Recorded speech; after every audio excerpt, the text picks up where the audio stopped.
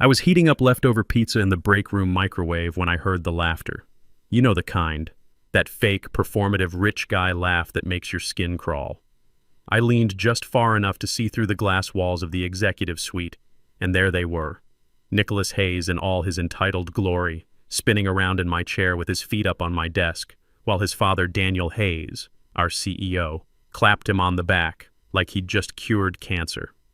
"That corner has better light," Nicholas said, pointing right at my office like it was some vacation rental he was browsing online. "I'll take it." His father just chuckled. "Sure, why not? He won't mind. I'm Jonathan Phillips, by the way.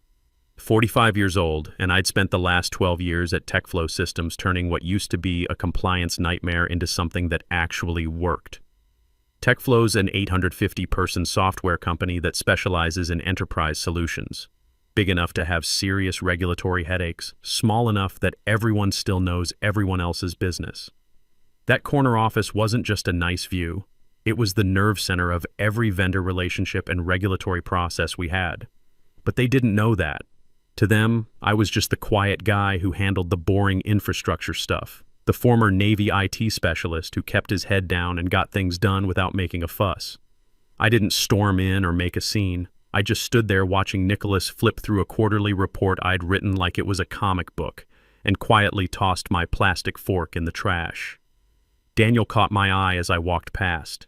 Didn't wave, didn't nod, just turned away and started talking about some ski trip to Aspen.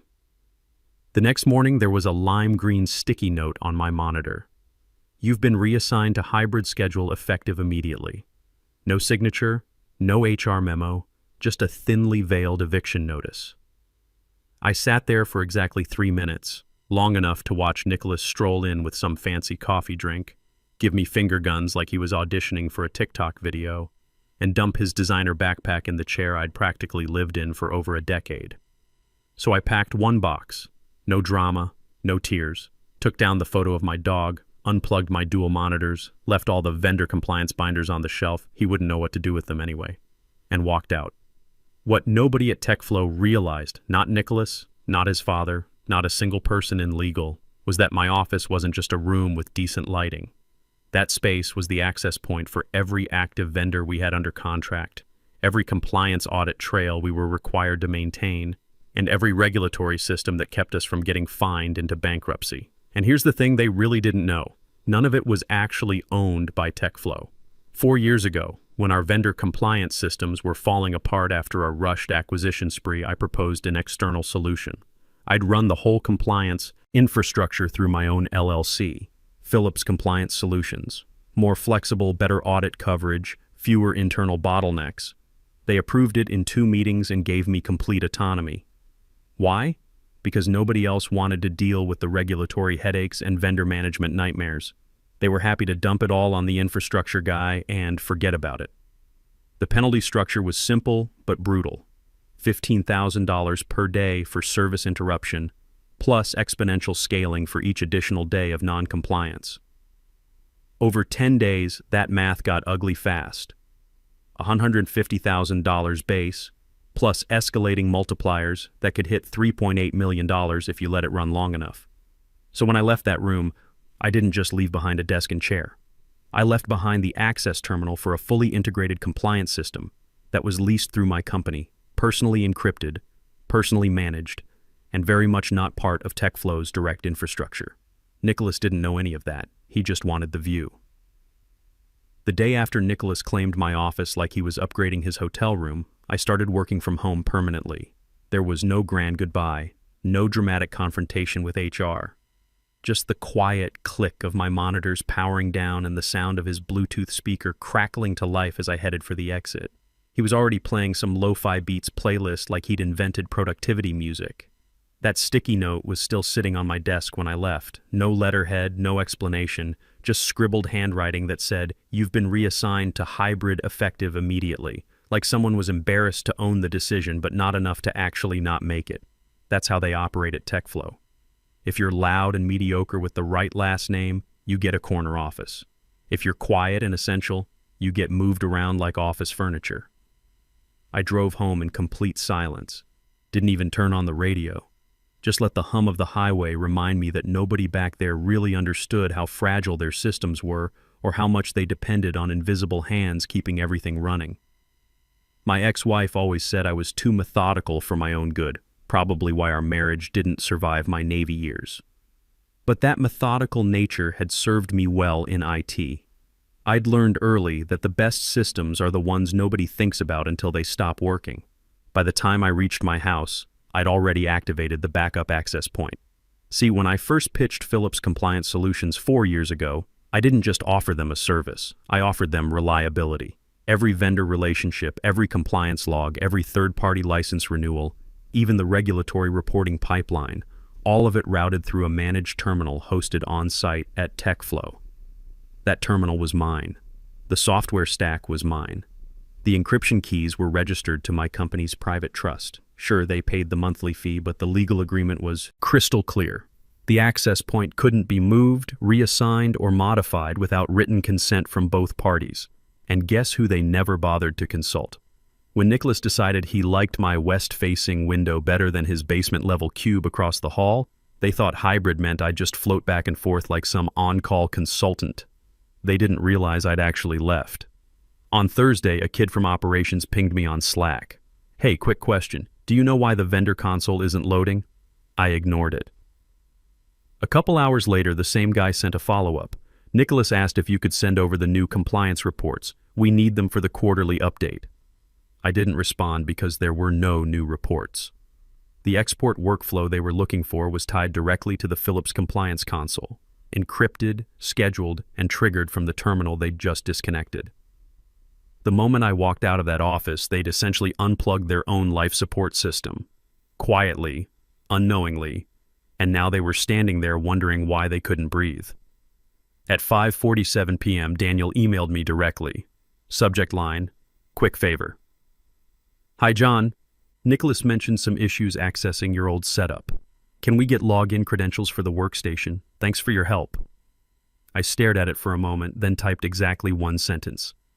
"That workstation is not TechFlow property.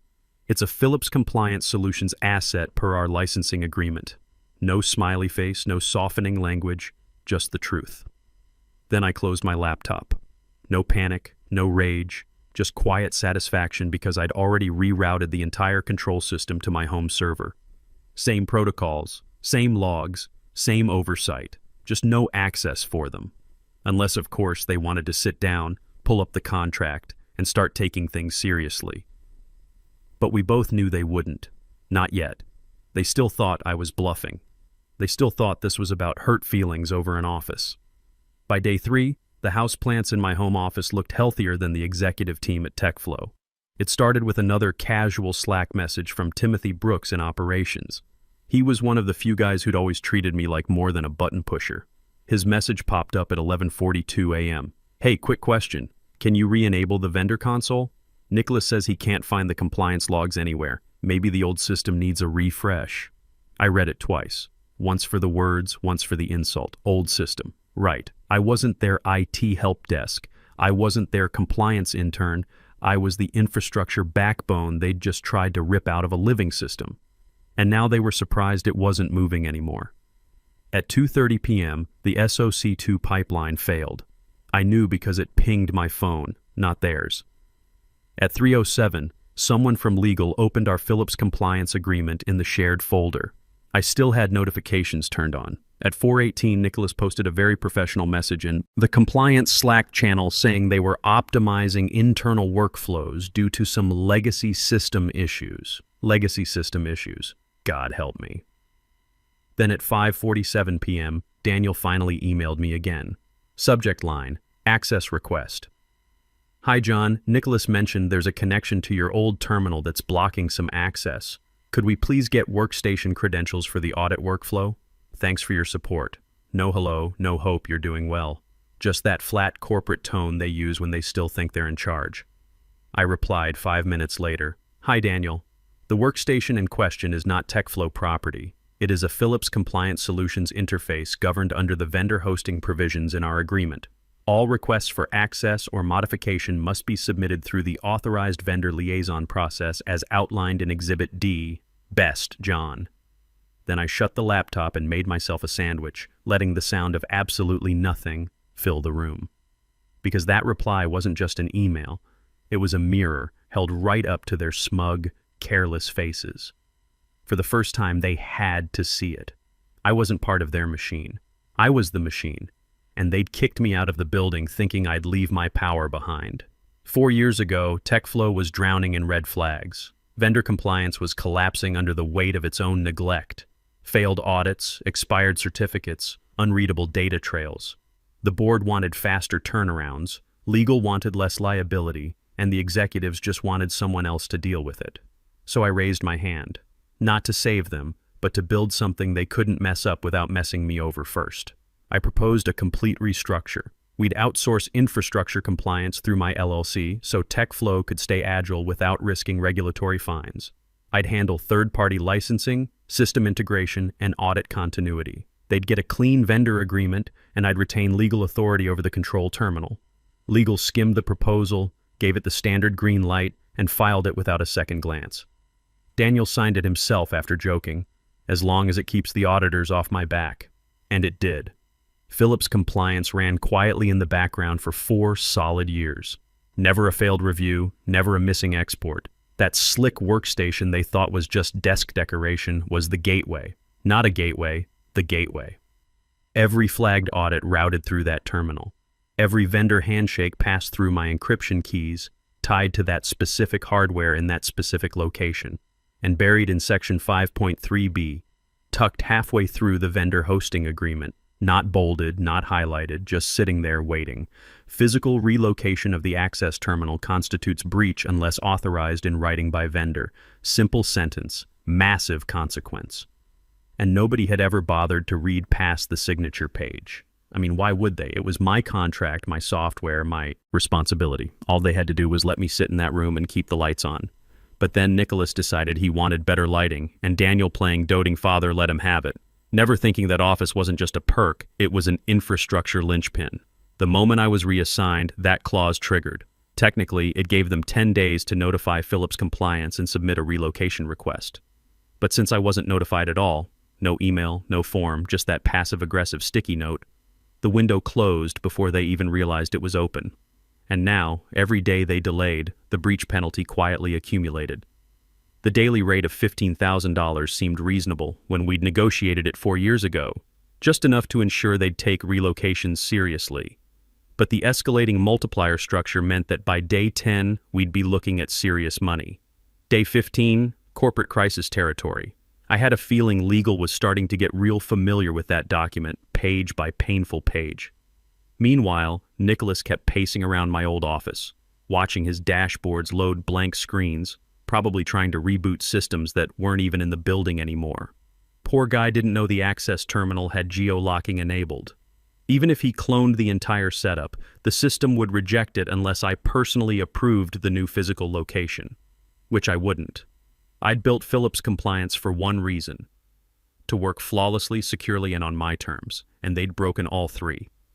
They thought they'd shuffled a middle-aged employee to work-from-home status. What they'd actually done was breach a vendor contract, forfeit operational access, and start a countdown timer on a compliance disaster. All for a better view. By day 5, the cracks weren't subtle anymore. TechFlow ran on appearances, polished emails, inflated job titles, staged collaboration photos in front of whiteboards nobody had written on since last quarter. But underneath all that polish was a nervous, twitchy back end, held together with more vendor integrations than any of them could track. And guess who held the keys to every single one? Not the chief growth strategist currently Googling what is SSL certificate from my old chair. The first red flag was the SOC2 export. It was due Tuesday morning, routine, automated, timed down to the second. But it didn't fire. Nicholas sent a chipper Slack to operations. Any idea why our export didn't hit the shared folder yet? Might just need a restart? It wasn't a restart issue. The automated export depended on a pre-authenticated trigger that ran through my console, a trigger that only activated from one specific IP address, the one they'd disconnected when they evicted me. Then came the vendor attestation reports. TechFlow had 8 high-risk vendors, all requiring monthly compliance verifications. Normally, one click in my console and Philips Compliance pulled live attestations from each vendor's node. Seamless, auditable, verified.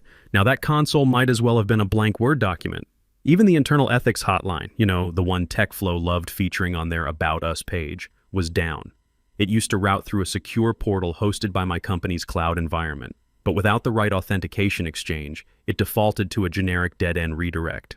Jennifer Collins from HR filed a ticket because all she could see was a gray box that said, "This resource is no longer available." By Thursday, the Slack channel for IT emergencies only was lighting up like Times Square. One engineer posted, "Anyone else seeing connection failures when trying to reach the audit portal?" Another chimed in, "Compliance console won't accept credentials. Can't even ping the old terminal." And then, because panic always finds the most clueless person to amplify it, Nicholas authorized a full system refresh, wiped cached credentials, reset network priorities, tried to re-establish admin rights to a system he didn't understand. It was like watching a toddler throw a tantrum at the controls of a 747. The IT team didn't even bother sugarcoating their report. Primary finding: compliance console fails to resolve. Vendor tunnel is offline. IP authentication does not match authorized interface. Status: unrecoverable without vendor intervention. That's when the calls started. Legal pinged me 3 times. No subject, no body, just call me ASAP. The CFO left a voicemail. She sounded calm, but I could hear the clink of a wine glass in the background, like she was trying to slow the free fall with Cabernet and crossed fingers. They still hadn't figured it out. The system didn't go down. They'd unplugged it, and now the entire company was gasping through a severed pipeline trying to duct tape together dashboards that depended on credentials no longer valid, systems no longer authorized, workflows no longer reachable. Every failure, every blank screen, every dead link traced back to one decision. Nicholas wanted a nicer view, and for that, TechFlow lost its operational lungs. By Monday morning, the word audit had finally clawed its way into the boardroom. The regulatory review was scheduled in less than 2 weeks. Nothing exotic, just a standard third-party compliance inspection tied to the vendor infrastructure we'd scaled over the last 4 years.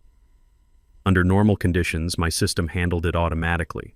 We'd built redundancies into every export cycle, fail-safes, real-time verification flags.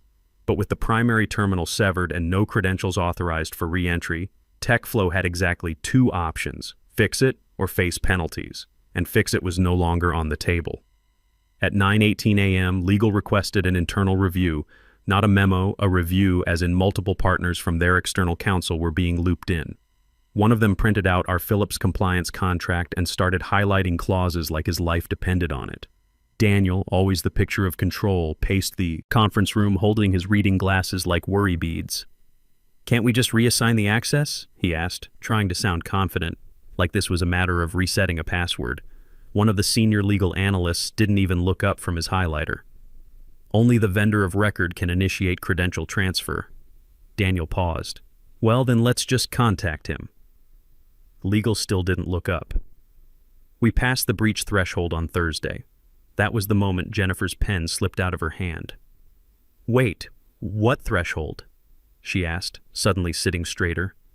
Section 7.2 of the Philips Compliance Agreement. In the event of unauthorized hardware relocation or administrative override, a 10-calendar-day grace period shall be provided to remedy breach through mutual written consent. Failure to secure consent triggers penalty enforcement as defined in Schedule D. 10 days, the analyst continued. Not business days, calendar days. Daniel ran his hand through what was left of his hair. "Well, we've still got time, right?" Legal finally looked up. "No." The clock started when his access terminal was reassigned. That was last Friday morning.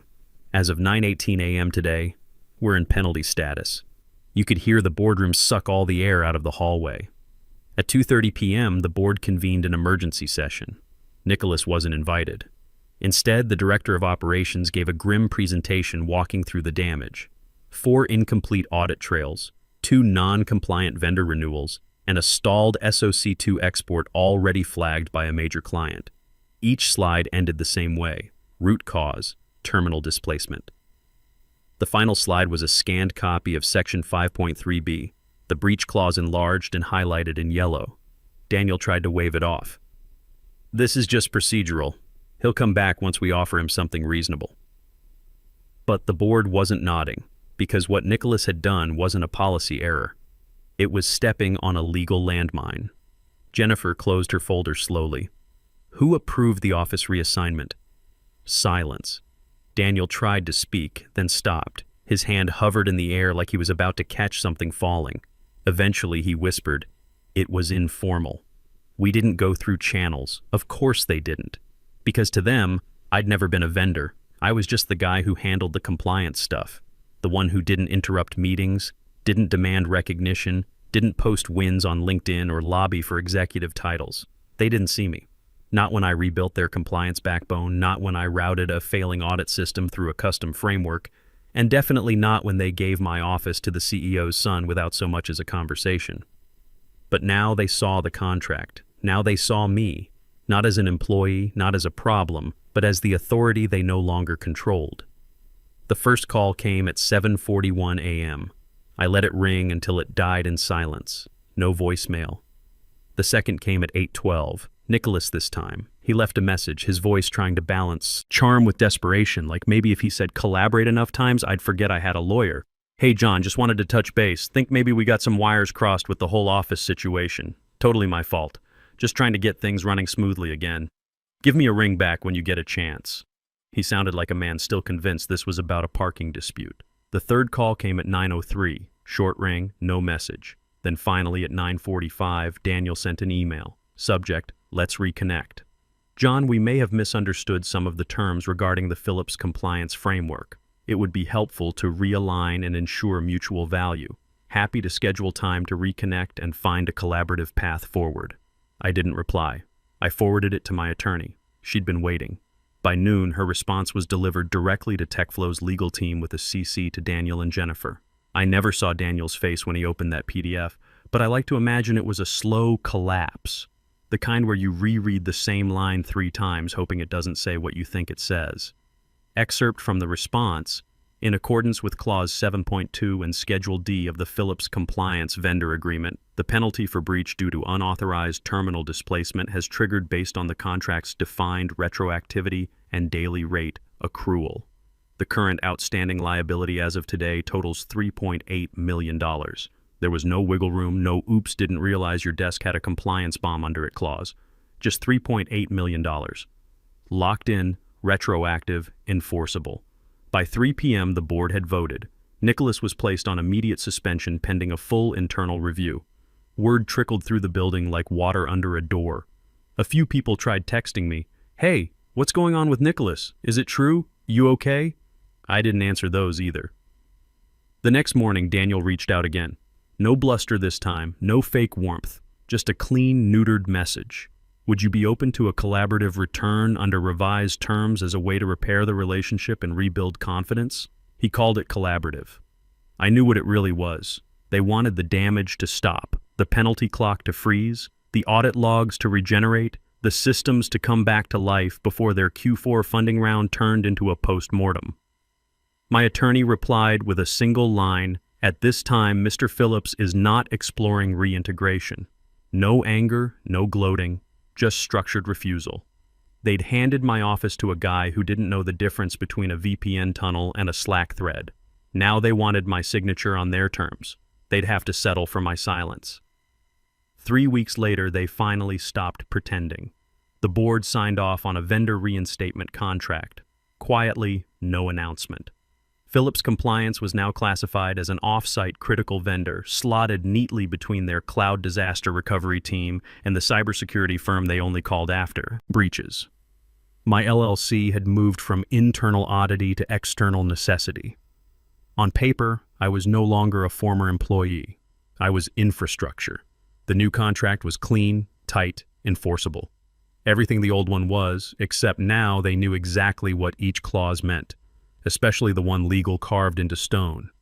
Phillips Compliance's primary terminal shall remain in its original configuration. Physical access, modifications, or relocation must be authorized through dual-signed vendor consent. Translation: don't touch it, don't move it, don't even breathe on it unless you want another lawsuit. Meanwhile, my old office, the one with the view Nicholas liked, sits empty. The glass door still has fingerprint smudges from his last day in it. The monitor on the old workstation blinks in silent standby, waiting for an authentication key that isn't coming. They didn't assign it to anyone else. They couldn't. HR floated the idea of converting it into a meeting space. Legal shot it down before the memo left draft status. Eventually, Legal ordered the door locked entirely. Not repainted, not repurposed, just locked. People started calling it the room, as if naming it might wake something up. I never went back. Not out of spite, out of principle. The systems are running again. The audit logs flow clean. SOC2 compliance is patched. Vendor attestations restored. Even the ethics portal is live again. My console pings my home server like nothing ever happened. On the outside, TechFlow is operational. But the relationship is dead. They didn't apologize. They revised. They didn't invite me back. They signed a contract. And I'm fine with that. Every Tuesday at 2:30 a.m. sharp, the console in my home office lights up just once. No alerts, no buzzing, no dramatic sound effects, just a quiet flicker as Philips Compliance's encrypted process initiates its scheduled handshake with TechFlow's servers. A single line scrolls across the log. Credential confirmed. Audit stream active. That's it. No meetings, no Slack threads, no entitled middle managers trying to explain things they don't understand. Just quiet, precise continuity. Signed, certified, and routed from a machine miles away from the office I no longer step foot in. And every week they depend on that handshake. It's not optional, not replaceable, not something a new hire can Google their way around. The system runs because I allow it to. They tried to erase me, and instead they embedded me. Now I live in the pulse of their system. Not on their payroll, not on their org chart, but in every automated audit stream, in every successful compliance review, in every executive who hesitates before moving someone without reading the fine print. They gave away my office. They lost control of everything that came with it. And every Tuesday at 2:30 a.m., the system reminds them, gently, mechanically, without fanfare, that I'm still here. Not in the building, but exactly where I need to be.